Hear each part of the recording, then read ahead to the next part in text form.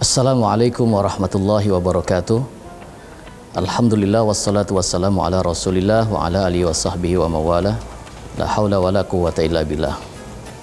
Pemirsa Al-Sinta TV yang dirahmati oleh Allah Subhanahu wa taala. Ramadan adalah salah satu bulan di mana kita diwajibkan oleh Allah, diperintahkan oleh Allah untuk berpuasa.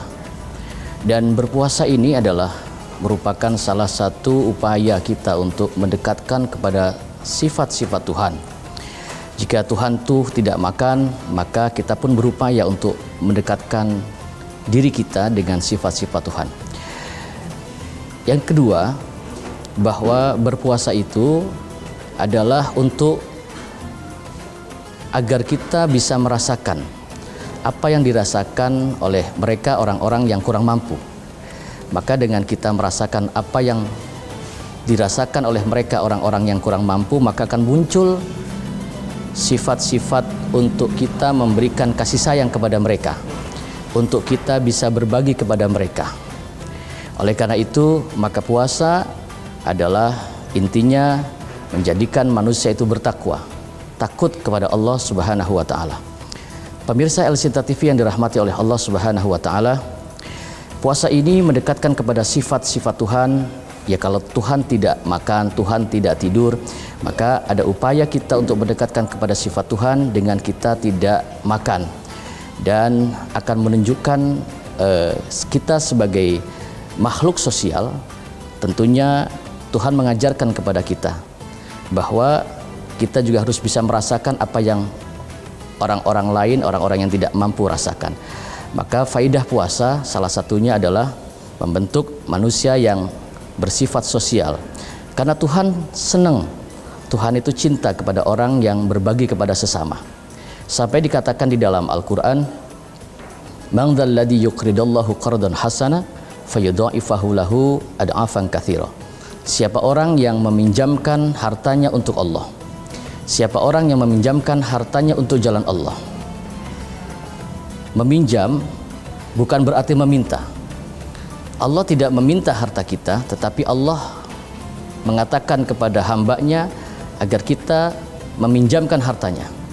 Kalau bahasanya meminjam, berarti Allah tentunya akan membalas pinjaman-pinjaman yang kita berikan kepada sesama dengan balasan-balasan yang tiada habis-habisnya.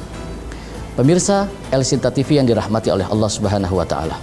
Maka dengan berpuasa kita melatih agar kita bisa mengendalikan hawa nafsu kita. Karena syahwat di dalam perut ini adalah induk dari berbagai macam kemaksiatan. Orang bisa membunuh gara-gara uang 2.000 rupiah. Orang bisa berlaku curang karena urusannya dengan perut. Maka Allah mewajibkan kepada kita selama 1 tahun ini ada 1 bulan yang disebut dengan bulan Ramadan. Ramadan yang bermakna juga pembakaran. Apa yang ada di dalam perut kita dibakar, dipanasin. Supaya apa? Yang pertama, agar setan-setan yang membuat syahwat di dalam perut ini pun bisa hilang. Dan yang kedua, agar melatih kita,